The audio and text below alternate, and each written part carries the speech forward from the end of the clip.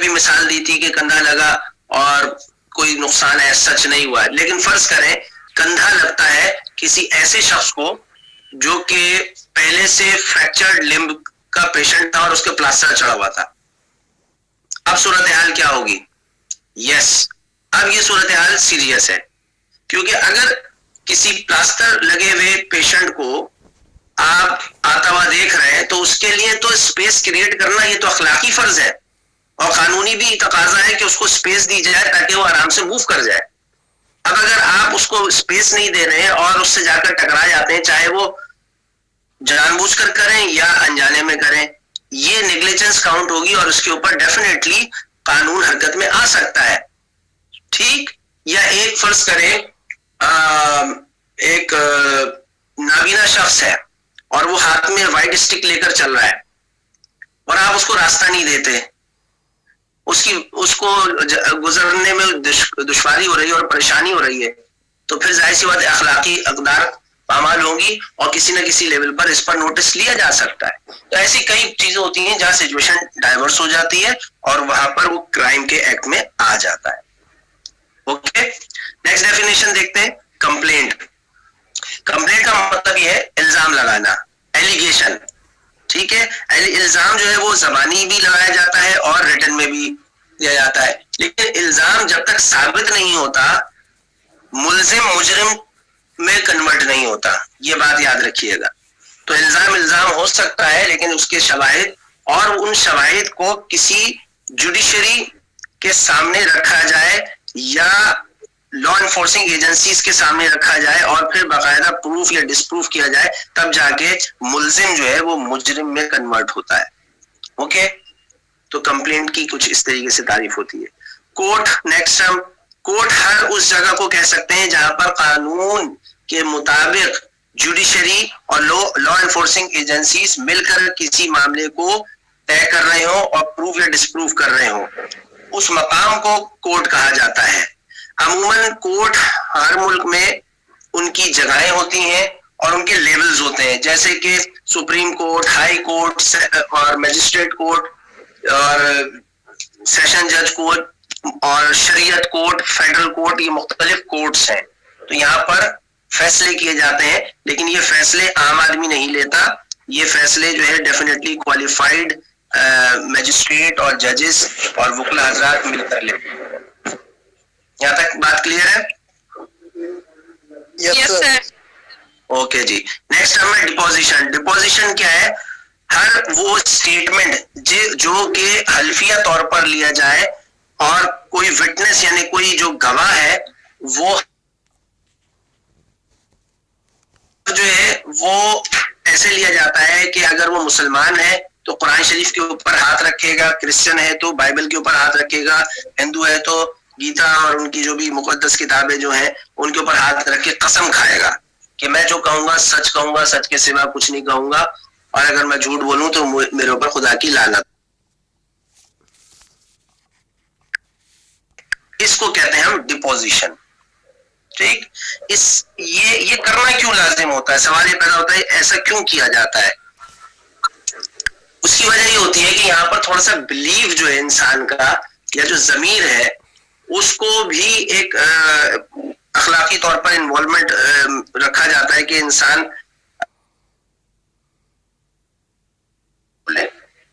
तो एक कसम उठवा ली जाती है उससे। बाकी लोग अगर उस कसम खाने के बाद भी झूठ बोलते हैं तो फिर वो कसम का फिर पूरा असर आता है, वो जो खुद ही दुआ मांग रहा होता है कि मेरे ऊपर खुदा की लानत हो, तो ऐसे लोग फिर फिटकार में आते हैं और अगर यहाँ दुनिया में बच गए तो आखिरत में तो उनकी पकड़ है ही।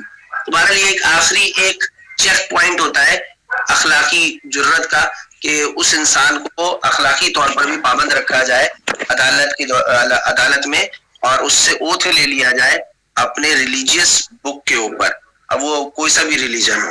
ठीक, तो उसको कहते हैं डिपोजिशन। नेक्स्ट हमें डॉक्यूमेंट। डॉक्यूमेंट क्या है? हर वो चीज जो कि एक्सप्रेस की जाए या डिस्क्राइब की जाए in the court of law to prove any matter either right और आइदर रॉन्ग या फॉल्स, यानी कोई भी चीज जो एक्सप्रेसिबल हो, जिसको बयान किया जा सकता हो, जिसकी तफसील नोट बताई जा सकती हो, चाहे वो किसी पेपर की मदद से यानी किसी कागज की मदद से, चाहे वो किसी वीडियो की मदद से, चाहे वो पिक्चर की मदद से, चाहे वो वॉइस मैसेजेस की मदद से, चाहे वो किसी वेपन की मदद से, हर वो चीज जो कि सपोर्ट करे उसको हम कहते हैं डॉक्यूमेंट।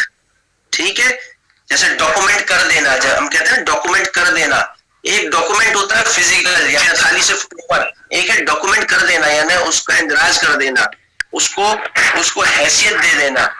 इस कानून में इसको हम कहते हैं डॉक्यूमेंट। नेक्स्ट स्लाइड में शेयर करता हूं, वेट कीजिएगा। यहां तक अगर कोई क्वेरी है तो पूछिए।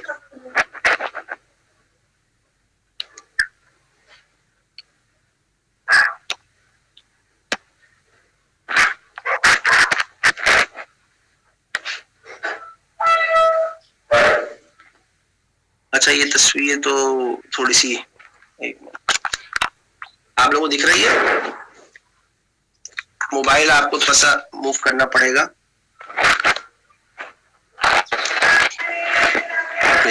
नेक्स्ट टर्म है एविडेंस। एविडेंस कहते हैं सबूत को। ठीक है, सबूत फिजिकल हो सकता है, सबूत ओरल हो सकता है, यानी मैंने ये वाकया होते हुए देखा। अब खाली वो स्टेटमेंट दे रहा है तो वो जो स्टेटमेंट है वो उसका एविडेंस हो गया और कैटेगरी होगी ओरल एविडेंस। और जो शख्स बोल रहा है कि मैंने ये होते हुए देखा, ये वाकया होते हुए देखा, तो वो बजाती तौर पर विटनेस कहलाएगा। तो ये जरा सा समझना है कि विटनेस और एविडेंस में फर्क होता है। विटनेस गवाह को कहते हैं, एविडेंस सबूत को कहते हैं। अच्छा, फिर सबूत कोई फिजिकल चीज भी हो सकती है, मसलन वेपन हो सकता है, मसलन कोई भी चीज XYZ, एनी मटेरियल जिसकी इंपॉर्टेंस ये हो कि वो केस से जुड़ा हुआ हो। मसलन चेक, एक चेक हो सकता है, एक कोई मेडिकल सर्टिफिकेट हो सकता है, कोई वेपन हो सकता है, कोई मेडिसिन हो सकती है, कोई पॉइजन का सैंपल हो सकता है, कोई बॉडी पार्ट हो सकता है, कोई ब्लड टेस्टिंग रिपोर्ट हो सकती है। कोई भी ऐसी चीज जो सबूत के तौर पर इस्तेमाल हो सके और ये साबित करने में हेल्पफुल हो कि ये केस सॉल्व हो सकता हो, उसको हम बोलेंगे एविडेंस। ठीक है, नेक्स्ट टर्म है एग्जिबिट। एग्जिबिट का मतलब ये है कि एनी डॉक्यूमेंट और object produce for inspection of the court. जब हम सबूत लाकर कोर्ट में रखते हैं तो मौजूद अदालत के सामने यानी इन फ्रंट ऑफ जज वो पेश किया जाता है कि इसको देखें, ये चीज हमें मिली है और ये लिंक होती है ऐसे ऐसे ऐसे। तो वो जो पेश करने का प्रोसेस होता है उसको कहते हैं एग्जिबिट। आपने लफ्ज सुना होगा एग्जीबिशन। एग्जीबिशन का मतलब क्या होता है? To present anything that can be presentable. ठीक है, तो उसको कहते हैं, इसी तरीके से एग्जिबिट कहते हैं कानून की जबान में। अच्छा जी, फैक्ट क्या होता है? फैक्ट वो चीज होती है यानी सच, it refers to anything, state of thing और relation of things capable of being perceived by the senses. देखिए, ये जो हमारे 5 सेंसेस हैं, विजन, ऑल्फैक्शन यानी समार्थ, बिनाई, टच, टेस्ट, ठीक है, ये जो 5 सेंसेस हैं हमारे, इन सेंसेस में अगर कोई चीज परसेप्टेबल हो, जो काबिल इदराक हो और जो यूज की जा सकती हो, तो उस हवाले से तो हम हर चीज को फैक्ट कहेंगे। अगर इन 5 सेंसेस से चीज परसीव नहीं हो रही हो तो फिर हम उसको फैक्ट कहते ही नहीं है। ये साइंटिफिक डेफिनेशन है फैक्ट की। अब फर्ज करें मेरी आवाज आपके कानों तक जा रही है, ये फैक्ट है या नहीं है? Yes sir. उसकी वजह यह है कि आपके कान यानी आपकी एक सेंस जो है, ये 5 सेंसेस में से एक सेंस ये परसीव कर रही है। और अगर मेरी तस्वीर भी आप देख लें तो आपकी आंखों ने इसको परसीव कर लिया तो मेरी आवाज और मेरी तस्वीर आप तक पहुंच सकती है। लेकिन क्या मेरा वजन आप तक पहुंच सकता है? आप मेरा वजन बता सकते हैं कि मेरा वजन कितना है इस्लाम में? नो सर, नहीं बता सकते ना? No yes. नो अब सर। इसके लिए वेइंग मशीन चाहिए होगी और वेइंग मशीन का जो स्केल होगा उसको भी आपने देखना होगा। बात समझ में आ रही है? तो फैक्ट्स जो है वो डायरेक्ट फैक्ट्स वो होते हैं जो आपके 5 सेंसेस से जिनका इदराक किया जा सके। ठीक है। अच्छा, फिर एक और बात, any mental condition of which any person is conscious, ये बड़ी अहम बात है। दो शख्स आपस में गुफ्तगू कर रहे हो, गुफ्तगू करते करते एक शख्स खामोश हो जाए और उसके फेशियल एक्सप्रेशंस चेंज होना शुरू हो जाए, वो अफसुर्दा होना शुरू हो जाए, तो सामने वाला शख्स पहचान सकता है ना कि इसका मूड चेंज हो रहा है। ऐसा हो सकता है या नहीं? ये हो सकता है। जब आप लोग गुफ्तगू करते हैं तो एक दूसरे के एक्सप्रेशंस देखते हुए ही तो गुफ्तगू कर रहे होते हैं, एक कॉमन सी बात है। Yes sir. ठीक है। तो ये जो फेशियल एक्सप्रेशंस होते हैं ये मेंटल कंडीशन को शो कर रहे होते हैं। तो फेशियल एक्सप्रेशंस को देखकर मेंटल कंडीशन का भी अंदाजा लगाया जा सकता है और बात सूरत हाल में ये बड़ा फैक्ट बन जाता है कि देखिए चेहरे के तेवर ऐसे थे और ऐन मुमकिन तौर पर इस शख्स ने ये रिस्पॉन्स दिया होगा। तभी तो कहते हैं कि इमोशंस को कंट्रोल करें। इमोशंस को कंट्रोल करना है तो बड़ा मुश्किल, लेकिन जो करे जाते हैं वो बड़े कामयाब लोग होते हैं। ठीक। तो फैक्ट को कानूनी तौर पर इस तरीके से भी डिफाइन किया गया कि any mental condition of which any person is conscious, यानी मेंटल कंडीशन अगर पहचान ले कोई शख्स, वो मेंटल कंडीशन भी एक फैक्ट बन जाती है। रेयर केसेस है, बहरहाल सिचुएशंस डेवलप होती हैं। अच्छा जी, नेक्स्ट टर्म क्या है? हर्ट। हर्ट कहते हैं बॉडीली पेन, डिजीज और इंफर्मिटी कॉज टू एनी पर्सन। देखिए, हर्ट और दूसरी टर्म है इंजरी, इन दोनों में थोड़ा सा बारीक सा फर्क है। एक जुमला बोला जाता है तुमने मुझे हर्ट कर दिया, क्या सेंस लेते हैं आप लोग इस जुमले से? जी, एनीबॉडी? कोई ना कोई तो हर्ट हुआ होगा कभी ना कभी। सर, दिल का दुख जाना। दिल का दुख जाना, ठीक है जी। जब आदमी को यह एहसास हो कि तवक्कुआत पूरी ना हुई हो तो फिर आदमी यही कहता है I am hurt.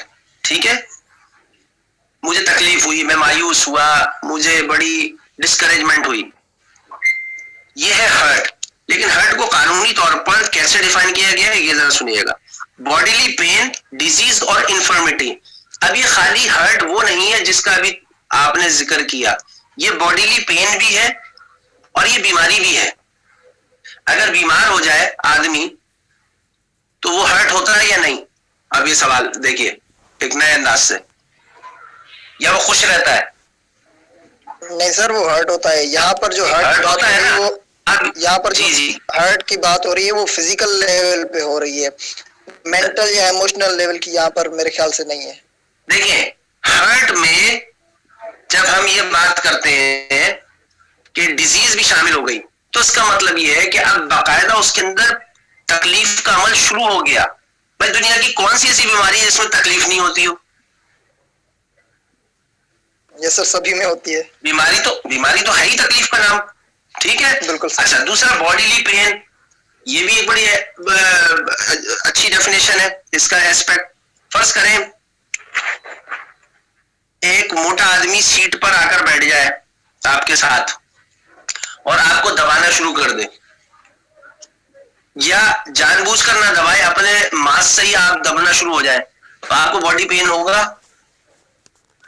Yes sir, और एक वक्त आएगा कि आप इजहार करेंगे कि भाई आई एम डिस्कम्फर्ट, तो ये जो डिस्कम्फर्ट है ना ये भी हर्ट है, बाय डेफिनेशन ये हर्ट है। ठीक है, ये एक शख्स आकर बराबर में बैठ गया है और वो बराबर में बैठ के आपकी चुटकियां लेना शुरू कर दे है भाई, तो ये भी हर्ट कहलाएगा क्योंकि बॉडी पेन हो रहा है। ठीक है, अच्छा जी, इंजरी की डेफिनेशन सुनिए। इंजरी क्या है? Any harm whatever illegally cause to any person either in body, mind और रेप्यूट और प्रॉपर्टी। इंजरी की डेफिनेशन और बड़ी हो जाती है। इंजरी की डेफिनेशन में बॉडी इंजरी भी आती है, मेंटल इंजरी भी आती है, रेप्यूटेशन इंजरी भी आती है और प्रॉपर्टी की इंजरी भी। अब देखते हैं कैसे। बॉडी इंजरी ऐसे है कि भाई किसी ने मार दिया, पीट दिया, तकलीफ दी, फिजिकल वायलेंस किया। माइंड क्या है? टॉर्चर देना, स्ट्रेस देना, टेंशन देना, में। ठीक। अगर आप किसी को ये बोले कि मैं तुम्हें देख लूंगा, एक छोटा सा जुमला है, और इसको बोलने का अंदाज कुछ ऐसा हो कि जिसमें गुस्सा शामिल हो, तो जिसको ये जुमला कहा जा रहा है वो एक लम्हे के लिए सोचने पर मजबूर हो जाएगा कि ये मुझे कैसे देखेगा, हाँ, ये मेरे साथ क्या सलूक करने वाला है। तो ये जो फियर फैक्टर क्रिएट कर देना है किसी के जहन में, ये भी इंजरी में शामिल है। यानी किसी को धमकी लगाना, सादा अल्फाजों में किसी को धमकी लगाना कि मैं तुम्हें देख लूंगा, तुम जरा बाहर निकलो, आज देखता हूं मैं तुमको।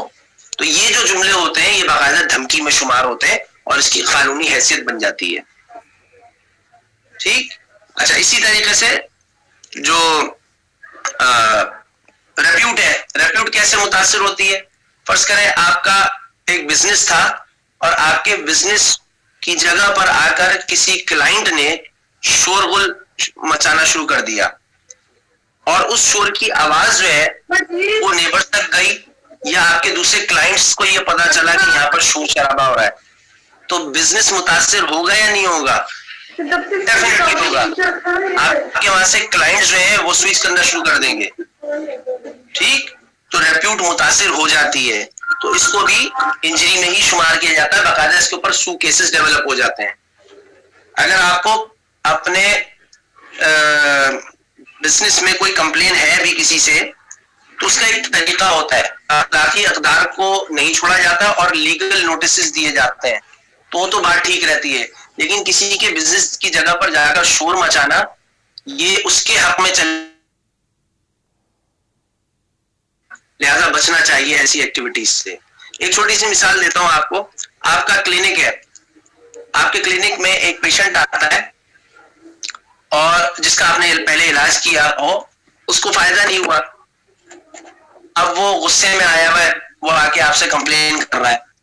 तो इधर आपको भी एक चीज का ख्याल लेना है कि उसकी कंप्लेन सुने, लेकिन उससे जीरा बहस इस हद तक ना बढ़ाए कि उसकी आवाज बुलंद हो जाए और फिर आपको नुकसान उठाना पड़े।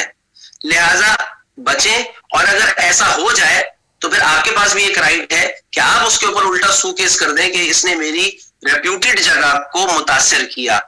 मैं इतने साल से यहाँ पर बैठा हुआ हूँ या बैठी हुई हूँ, मेरी क्लिनिकल प्रैक्टिस है, मेरे मरीज हैं, मेरे क्लाइंट है, मेरा बिजनेस मुतासिर हुआ इस फला शख्स की एक्टिविटी से। तो ये दोनों तरफ से ये एक वो बनता है रेप्यूटेशन का मामला।